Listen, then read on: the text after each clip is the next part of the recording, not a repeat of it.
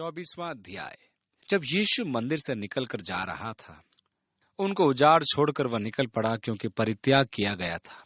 अब वह उन्हें उस दिन के लिए छोड़कर चल दिया, जब तक कि वे ये न पुकारें, धन्य है वह जो प्रभु के नाम से आता है। अतः अब वे उसे ही देखेंगे जब वह पुनः आएगा।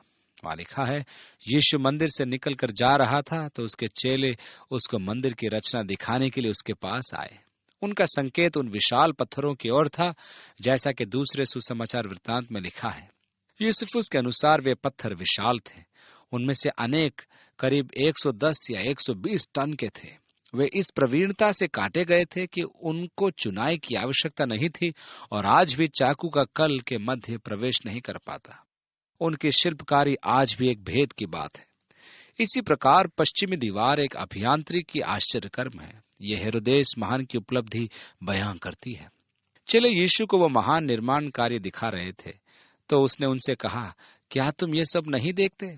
मैं तुमसे सच कहता हूं, यहाँ पत्थर पर पत्थर भी न छूटेगा जो ढाया न जाएगा। यह भविष्यवाणी लगभग 40 वर्ष पश्चात पूरी हो गई, जब तीतुस रोमी सम्राट ने यरूशलेम में प्रवेश किया और रोमी सेना ने मंदिर में आग लगा दी। ये यरूशलेम वासियों का अंतिम गढ़ था। यद्यपि तीतुस राजा की ऐसी आज्ञा नहीं थी, क्योंकि वह इस भव्य कलाकृति को सुरक्षित रखना चाहता था। किसी व्यसनी सैनिक ने अग्नि बाण चला दिया और वहां आग लग गई। जितने लोग उसमें छिपे थे सब जल गए, और गुंबजों का सोना पिघलकर बह निकला तथा पत्थरों के जोड़ में रुक गया। इस सोने की प्राप्ति हेतु सैनिकों ने पत्थर को गिरा दिया, और एक भी पत्थर दूसरे पत्थर पर न बचा। आज यरूशलेम में पश्चिमी दीवार के निकट मंदिर पर्वत के प्रवेश के पूर्व की ओर अल अक्स मस्जिद की ओर जाने वाले मार्ग से जब आप दाहिनी और नीचे प्राचीन रोमी मार्ग देखते हैं, जो घाटी केवल खुदाई से प्राप्त हुआ है, आप उन पत्थरों को ज्यों का त्यों देखेंगे जैसे वे सन 70 में गिराए गए थे। ये माना जाता है कि ये पत्थर उसी मंदिर के हैं जिनके विषय में यीशु ने भविष्यवाणी की थी। उनके गिरने से वे टूटे भी थे और अब मार्ग को भी तोड़ दिया था। इस प्रकार यीशु मसीह की भविष्यवाणी सत्य निकली। वहां से वह निकलकर जैतून पहाड़ पर गया, और लिखा है 3री आयत में, और जब वह जैतून पहाड़ पर बैठा था, आप में से जो वहां जा चुके हैं वहां का दृश्य याद करेंगे कि मंदिर परिसर से निकलकर पूर्वी द्वार से होते हुए किद्रोन द्वारा जैतून पर्वत पर जाया जाता है। चेलों ने अलग उसके पास आकर कहा, हमसे कह कि ये बातें कब होंगी, और तेरे आने और जगत के अंत का क्या चिन्ह होगा? वास्तव में ये जगत के अंत का प्रश्न नहीं है, क्योंकि भौतिक जगत तो पिघल जाएगा, परंतु युग का अंत अर्थात परमेश्वर के प्रति मनुष्य की अनाज्ञाकारिता का युग, मनुष्य के अपराध और पाप के युग का अंत, इसके उपरांत परमेश्वर की महिमा में राज्य का नया युग, इन घटनाओं के चिन्ह क्या होंगे? यीशु ने उनको उत्तर दिया, सावधान रहो, कोई तुम्हें न भरमाने पाए, क्योंकि बहुत से ऐसे होंगे जो मेरे नाम से आकर कहेंगे कि मैं मसीह हूं, और बहुतों को भरमाएंगे। यह सत्य है कि युगों से अनेक व्यक्ति आए हैं जिन्होंने संसार का मुक्तिदाता होने का दावा किया और असंख्य व्यक्तियों के साथ छल किया। आज भी ऐसे अनेक व्यक्ति हैं जिनके असंख्य अनुयायी हैं। वे मसीह होने का दावा करते हैं। ये मुख्यतः विभिन्न पंथों के अगुए हैं। डेविड बर्ग, जो द चिल्ड्रन ऑफ गॉड पंथ का अगुआ है, मोनिस के अगुआ सन्युट मून, इस प्रकार अनेक हैं जो मसीह होने का दावा करते हैं। यीशु ने कहा है कि कोई हमें धोखा न दे। उसके पश्चात वह कहता है 6ठी आयत में, तुम लड़ाइयों और लड़ाइयों की चर्चा सुनोगे, देखो घबरा न जाना, क्योंकि इनका होना अवश्य है, परंतु उस समय अंत न होगा। तुम लड़ाइयों और लड़ाइयों की चर्चा सुनोगे।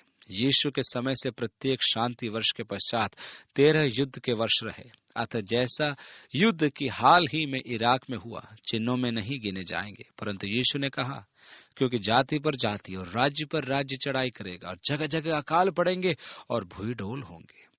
ये उसके आने के चिन्ह होंगे।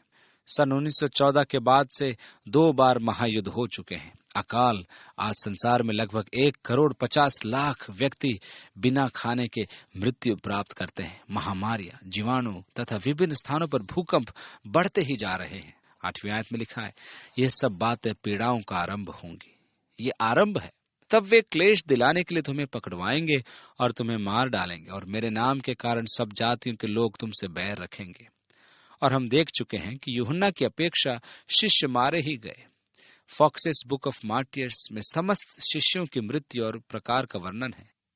यह एक ऐसी पुस्तक है जिसके अंदर कलीसिया के इतिहास में जितने लोगों ने अपने प्राण की आहुति दी उनका वर्णन है। तब बहुतेरे ठोकर खाएंगे और एक दूसरे को पकड़वाएंगे और एक दूसरे से बैर रखेंगे, और बहुत से झूठे भविष्यद्वक्ता उठ खड़े होंगे और बहुतों को भरमाएंगे। उस समय झूठे मसीह होंगे, झूठे भविष्यद्वक्ता होंगे जो बहुतों को भरमाएंगे, और अधर्म के बढ़ने से बहुतों का प्रेम ठंडा हो जाएगा। आज अधर्म का आधिक्य है, जिसके परिणाम स्वरूप परमेश्वर के प्रति मनुष्य का प्रेम समाप्त हो चुका है। परंतु जो अंत तक धीरज धरेगा उसी का उद्धार होगा। यीशु कहता है, धीरज को थामे रहो और राज्य का ये सुसमाचार सारे जगत में प्रचार किया जाए कि सब जातियों पर गवाही हो, तब अंत आ जाएगा। आज कुछ ऐसे व्यक्ति हैं जो प्रभु के आगमन की समस्या उन अनेक आदिवासियों को बताते हैं जिन्होंने समाचार नहीं सुना है। पौलुस ने कुलुस्सियों की कलीसिया को कलीसिया की उत्पत्ति के लगभग 30 वर्ष पश्चात पत्र लिखा था, जिसमें उसने उल्लेख किया कि जो सुसमाचार तुम्हारे पास आया है वही सुसमाचार संपूर्ण विश्व में है। पौलुस के अनुसार सुसमाचार संपूर्ण विश्व में पहुंच चुका था। ये सत्य है कि आज संसार में कुछ क्षेत्र हैं जहां सुसमाचार नहीं पहुंचा है, परंतु वे प्रमुख राष्ट्रीय समुदाय नहीं है। सुसमाचार का तिरस्कार किया गया। कुछ क्षेत्रों में गैर कानूनी बताया गया, परंतु सुसमाचार वहां पहुंचा। यीशु ने यह कहा था कि राज्य का यह सुसमाचार संसार में प्रचार किया जाएगा और तब अंत आएगा। उसने यह नहीं कहा था कि यह कार्य कलीसिया करेगी। अनेक मिशन आज विदेशी प्रचार कार्य को चुनौती स्वीकार करते हैं। मेरे विचार में यह आवश्यक नहीं है कि जब तक कलीसिया सुसमाचार को संपूर्ण विश्व में न पहुंचाए, प्रभु का आगमन नहीं होगा। अतः हमारा प्रभु बल प्रचार विस्तार पर होना आवश्यक है कि यीशु का आगमन हो। प्रकाशित वाक्य की पुस्तक उसके 14वें अध्याय की 6ठी आयत में यूहन्ना ने देखा कि एक स्वर्गदूत आकाश में उड़ रहा है, जिसके पास अनंत सुसमाचार है, और वो प्रत्येक जाति, कुल और भाषा के लोगों को सुनाने के लिए सनातन सुसमाचार था। वह कहता था कि परमेश्वर का भय मानो, उसे महिमा प्रदान करो, क्योंकि उसके न्याय का समय आ गया है। जिसने स्वर्ग और पृथ्वी और समुद्र की और जल के स्रोत की सृष्टि की, उसकी आराधना करो। इसका अर्थ यह हुआ कि सुसमाचार प्रचारक उस समय कलीसिया नहीं होगी, वरन स्वर्गदूत होंगे। यह सब विपत्तियों के युग के अंत में होगा। कह नहीं सकते कि यह सैटेलाइट टेलीकम्युनिकेशन हो, मैं नहीं जानता, परंतु आकाश में वे ही उड़ती हैं और उनमें क्षमता है कि वे संपूर्ण विश्व को सुसमाचार प्रचार दें। और संभव है कि परमेश्वर सैटेलाइट का प्रयोग करे। जो भी हो, परमेश्वर ने प्रत्येक मनुष्य को सुसमाचार सुनने का अवसर प्रदान किया है। 14वें अध्याय उसके 9वें पद में एक और स्वर्गदूत आकाश में उड़ता हुआ चेतावनी देता है कि मसीह विरोधी की आराधना न की जाए और उसके चिन्ह को स्वीकार न किया जाए, अन्यथा आने वाले विनाश की चेतावनी भी देता है। इस प्रकार हम देखते हैं 15वीं आयत में आगे लिखा है, सो जब तुम उस उजाड़ने वाले घृणित वस्तु को, जिसकी चर्चा दानियल भविष्यद्वक्ता के द्वारा की गई थी, पवित्र स्थान में खड़ी हुई देखो, जो पढ़े वह समझे। तब जो यहूदिया में हों वे पहाड़ों पर भाग जाएं, जो कोठे पर हो वे अपने घर में से सामान लेने को न उतरें, और जो खेत में हो वे अपना कपड़ा लेने को पीछे न लौटे। उन दिनों में जो गर्भवती और दूध पिलाती होंगी, उनके लिए हाय हाय। यीशु दानियल द्वारा वर्जित उजाड़ने वाले घृणित वस्तु का उल्लेख कर रहा है, और उसने कहा, जो पढ़े वह समझे। क्या आप उजाड़ने वाली घृणित वस्तु के बारे में जानते हैं? यदि नहीं तो उसके विषय अध्ययन कीजिए। हम देखते हैं कि यह दानियल की पुस्तक के 9वें अध्याय में सर्वप्रथम दिखाई देती है, जहां स्वर्गदूत दानियल के लिए घोषणा करता है कि इजराइल पर 70 सप्ताह ठहराए गए हैं कि उसके अंत तक अपराधों का होना बंद हो जाए और पापों का अंत हो और अधर्म का प्रायश्चित किया जाए और युग युग की धार्मिकता प्रकट हो और दर्शन की बात पर और भविष्यवाणी पर छाप दी जाए और परम पवित्र का अभिषेक किया जाए। अब जब से यरूशलेम के पुनरुद्धार की आज्ञा निकाली जाती है और मसीह राजकुमार के आगमन तक 7 साल एवं 62 साल होंगे और दीवारें पुनः निर्माण की जाएंगी। अतः इसराइल और यरूशलेम के विषय दानियल की दी गई भविष्यवाणी यह है कि इजराइल के लिए 70 साल निर्धारित किए गए हैं और 59 साल यरूशलेम के पुनः निर्माण आज्ञा निकालने के समय, जो 445 ईस्वी पूर्व में अहासुरुस द्वारा दी गई थी, और तब से कुल मिलाकर 483 वर्ष और आज्ञा निकलने के ठीक 483 वर्ष पश्चात मसीह का जन्म हुआ। परंतु उस समय स्वर्गदूत ने दानियल से कहा, और उन 62 सप्ताहों के बीतने पर अभिषिक्त पुरुष काटा जाएगा और उसके हाथ कुछ न लगेगा, और आने वाले प्रधान की प्रजा नगर और पवित्र स्थान को नाश तो करेगी, परंतु उस प्रधान का अंत ऐसा होगा जैसा बाढ़ से होता है। तो अभी उसके अंत तक लड़ाई होती रहेगी, क्योंकि उसका उजाड़ जाना निश्चय ठाना गया है। इस प्रकार यहूदी राष्ट्र के विस्थापन की भविष्यवाणी 59वें सप्ताह के पश्चात है। आरंभ में उसने कहा था कि इजराइल राष्ट्र पर 70 साल निर्धारित किए गए, अर्थात एक 7 वर्ष का युग कम पड़ रहा है। मसीह 483 के पश्चात आया, मसीह मारा गया, उसे राज्य प्राप्त नहीं हुआ। रोमी सेना का आगमन हुआ, यहूदी विसर्जित हुए। अब एक 7 वर्ष का युग शेष है। परमेश्वर ने हमें इस विषय में अंधकार में नहीं रखा है। वह आगे कहता है कि अब मनुष्यों का राजकुमार आएगा जो इस विश्वव्यापी साम्राज्य का अधिकारी होगा, अर्थात यूरोप के 10 राष्ट्रीय संगठन, जो विनाश का पुत्र होगा, पाप का पुरुष, पशु तथा अनेक भिन्न भिन्न नाम जो धर्मशास्त्र में है, जिसे सामान्यतः मसीह विरोधी कहते हैं, वह इजराइल राष्ट्र के साथ संविदा स्थापित करेगा और इस संविदा के कारण वह मसीह माना जाएगा। और ये संविदा मंदिर के पुनर्निर्माण को अग्रसर करेगी, क्योंकि उनका कहना है कि मसीह मंदिर का पुनर्निर्माण कराएगा और आराधना का आरंभ कराएगा, और यही उसकी पहचान होगी। अब वह यह तो उस 7 वर्ष के युग के पश्चात या 3 वर्ष और 6 माह के पश्चात संविदा का उल्लंघन करेगा, क्योंकि वो उजाड़ने वाली घृणित वस्तु को स्थापित करेगा। ये कार्य उस समय किया जाएगा जब वह 3 वर्ष और 6 माह पश्चात लौट कर आएगा और पवित्र मंदिर में प्रवेश करेगा और स्वयं को परमेश्वर घोषित करेगा, जैसा कि पौलुस भी थिस्सलुनीयों की कलीसिया को लिखे दूसरे पत्र के 2 अध्याय में कहता है। जब यीशु मसीह ने यह कहा कि उस समय जंगल में भाग जाना, परंतु प्रार्थना करो कि वह ठंड का समय न हो और न सब्त का दिन हो, तो यीशु ने इब्रानी भाषा का प्रयोग किया, अर्थात वह यहूदियों के लिए कह रहा था।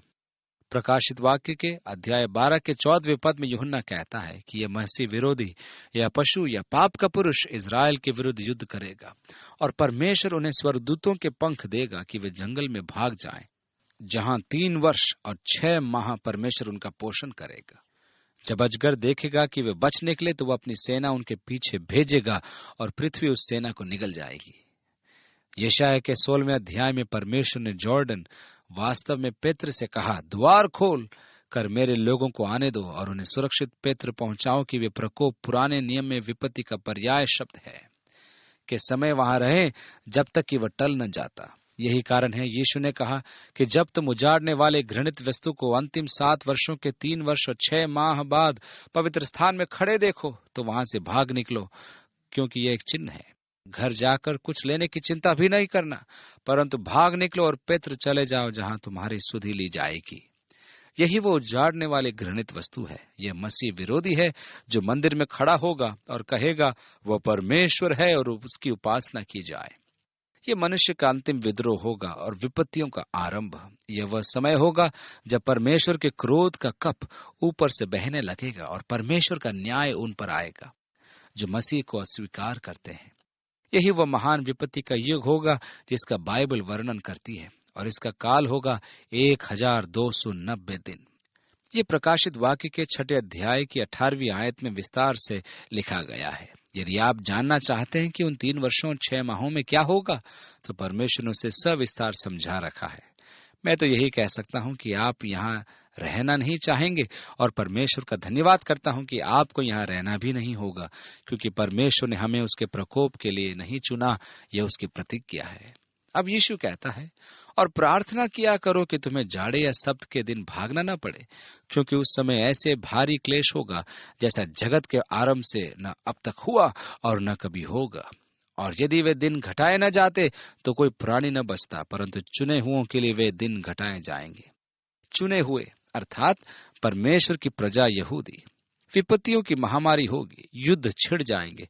हरमगिदोन का युद्ध ऐसा घमासान होगा कि यदि परमेश्वर दिन न घटाए तो कोई प्राणी नहीं बचेगा। इसलिए यहूदियों के लिए परमेश्वर दिन घटाएगा। उस समय यदि कोई तुमसे कहे कि देखो मसीह यहाँ है या वहां है, तो प्रतीति न करना, क्योंकि झूठे मसीह और झूठे भविष्यद्वक्ता उठ खड़े होंगे और बड़े चिन्ह और अद्भुत काम दिखाएंगे कि यदि हो सके तो चुने हुओं को भी भरमा दे। देखो, मैंने पहले से तुमसे ये सब कुछ कह दिया है, इसलिए यदि वे तुमसे कहें, देखो वह जंगल में है, तो बाहर न निकल जाना। देखो वह कोठरियों में है, तो प्रतीति न करना। यहोवा विटनेस का कहना है कि मसीह 1917 में एक गुप्त कक्ष में आया था, जहां से वह संसार पर राज्य करता है। हम सहस्राब्दी में प्रवेश कर गए हैं। कैसी महिमा की बात है। बाइबल कहती है कि इस समय के काल में शैतान बांधा जाएगा। यदि शैतान उसकी विशाल जंजीर से बांधा जाएगा, तो मुझे यही कहना है कि ये जंजीर बहुत लंबी है। यीशु अब अपने आगमन की चर्चा करता है।